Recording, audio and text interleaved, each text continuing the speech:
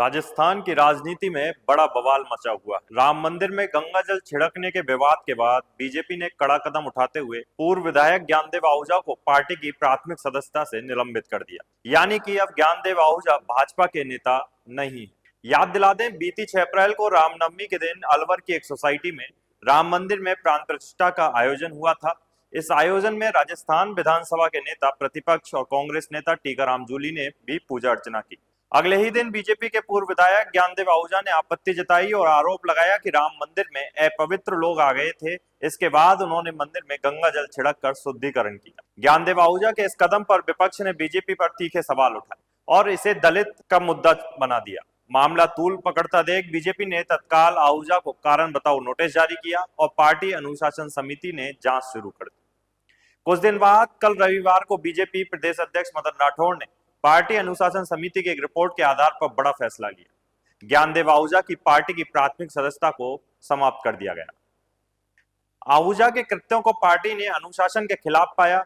मदन राठौड़ ने साफ शब्दों में कहा कि भाजपा में अस्पृश्यता, जातिवाद और भेदभाव के लिए कोई जगह नहीं। जो भी पार्टी की विचारधारा के खिलाफ जाएगा उसे दंडित किया जाएगा। आप भी सुनिए मदन राठौड़ ने क्या कुछ कहा। देखिए, हमने पहले भी आगाह किया कि हमारे किसी भी नेता को, किसी भी कार्यकर्ता को ऐसा कोई काम नहीं करना है कि जिससे किसी की भावनाओं को ठेस पहुँचे, किसी के सम्मान को ठेस पहुँचे। ऐसा कोई कृत्य नहीं करना है। हम सभी धर्मों का सम्मान करते हैं, सभी धार्मिक स्थलों का भी सम्मान करते हैं। जहाँ पर किसी की आस्था टिकी हुई है उनका हम पूरा सम्मान करेंगे, उनकी रक्षा भी करेंगे।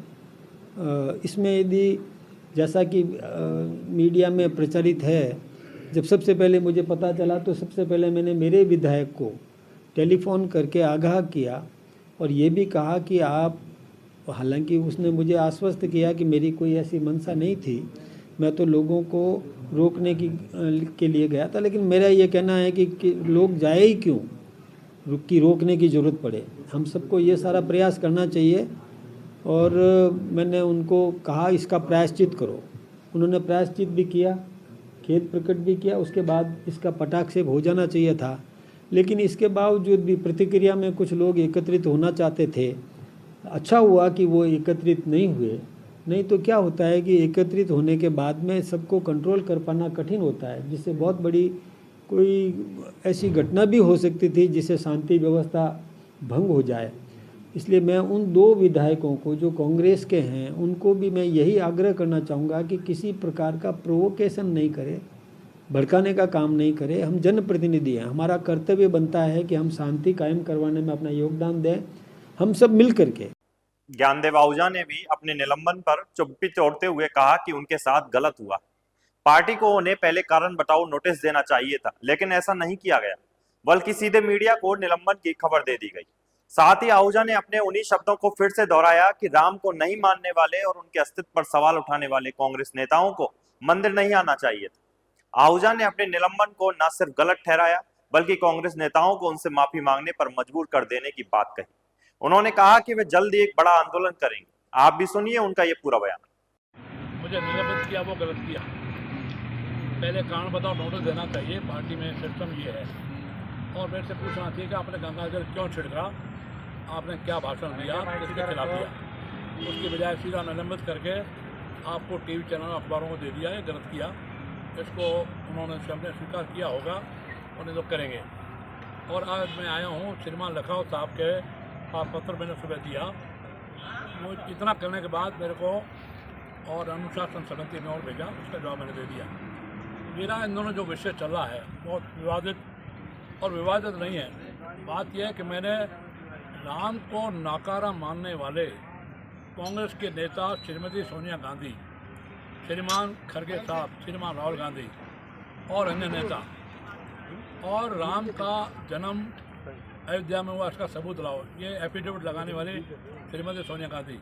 राम सेतु काल्पनिक है, ये उन्होंने कहा। 3 एफिडेविट लगाए, बिल्कुल गलत लगाए।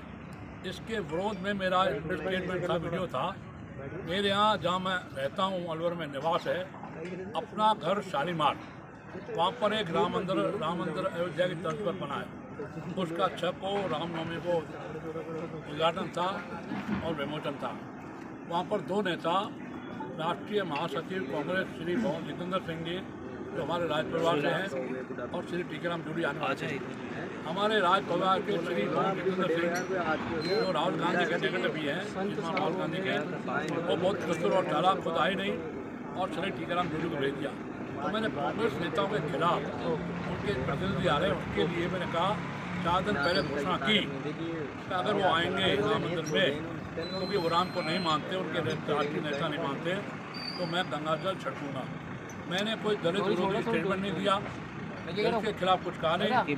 टीकाराम जी दलित है, अपने आप को आज भी दलित कहते हैं, बड़ा अक्षर है। उनको जिताते हैं 90% गैर दलित लोग, फिर भी वो अपने आप को दलित कहते हैं।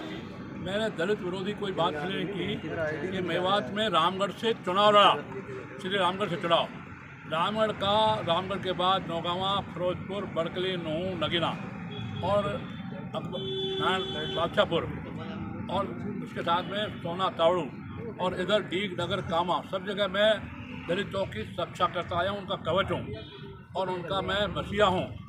उनके 62 गाँव में मैंने दलितों को ज़मीन छुड़वा के दी, उनकी बहन बेटियों को इज्जत बचाई। लंबा नहीं कहूँगा, कभी लंबा इंटरव्यू आप लेना। 27 लड़कियाँ, 2 कुमार और 2 खातियों की, बाकी सब दलितों की लड़कियाँ मैंने बिहार, यूपी, बंगाल के अलग अलग जिले से निकाल लाया। जब मैं भारतीय मजदूर संघ में था, भारतीय जनता पार्टी से पहले, तब भी इनकी रक्षा की मेवात में। और एक उजीना गांव का एक उदाहरण दे रहा हूँ, लंबा टाइम लगेगा। उजीना की गई जमीन और उस पर 16 परिवारों की 56 बीघा पर मेव समाज के मेव लोगों का कब्जा था और उसको मैं वहाँ दंगा करके, जब मैं बीएमएस में था, भारतीय मजदूर संघ में लेबर लीडर था, तब दंगा करके उन जमीन छुड़वा दी। उसके सबूत हैं, सच्चे सबूत हैं। इसलिए मैं दलित विरोधी नहीं, मेरे खिलाफ कहा। लेकिन बिना सोचे समझे राष्ट्रीय अध्यक्ष श्रीमान खड़गे साहब अहमदाबाद में मेरे खिलाफ बोल गए कि मैंने दलित गया टीकाराम जूली से गंगा जल का। इसलिए मैं कह रहा हूँ श्रीमान खड़गे साहब, आपको माफ़ी मांगनी पड़ेगी, माफ़ी मांगनी चाहिए। कल आप जयपुर आ रहे हैं, मेरे से माफ़ी मांगेंगे तो आगे बात रोकेगी, नहीं तो हज़ारों लोग मेरे समर्थन में अलवर जयपुर प्रदर्शन के लिए तैयार हैं। और इतना ही नहीं है, श्रीमान राहुल गांधी, श्रीमान गहलोत साहब सहित और श्री टीकाराम जूली, श्री गोविंद सिंह डोटासरा, जिलाध्यक्ष योगेश मिश्रा, इन सबको भी मेरे से माफ़ी मांगनी पड़ेगी। ये कहते हैं ज्ञान आहूजा माफ़ी मांगे, मैंने कोई गलती नहीं की।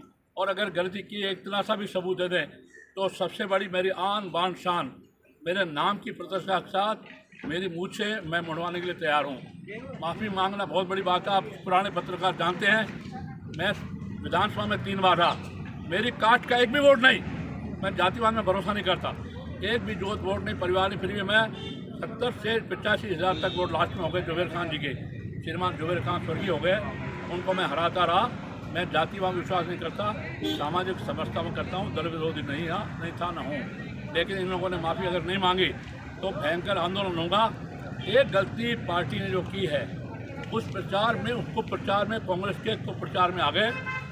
हिटलर का, आप पत्रकार हैं, जानते हैं, पढ़े लिखे हैं, हिटलर का एक सेनापति था गोएबल्स, उसने कहा एक झूठ को 100 बार बोलो तो झूठ सच हो जाता है।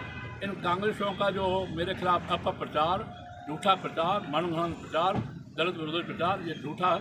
और इस चक्कर में हमारे प्रदेश अध्यक्ष श्री मदन सिंह राठौड़ और श्रीमान लखावत साहब भी आ गए। अब उसका जवाब तो मैंने दे दिया, एक जवाब बड़ा दे रहा हूँ। मदन जी ने स्वीकार किया, फोन पर मुझे कहा कि ज्ञान जी उसका जवाब भेज दीजिए। मैंने कहा मैंने भेज दिया।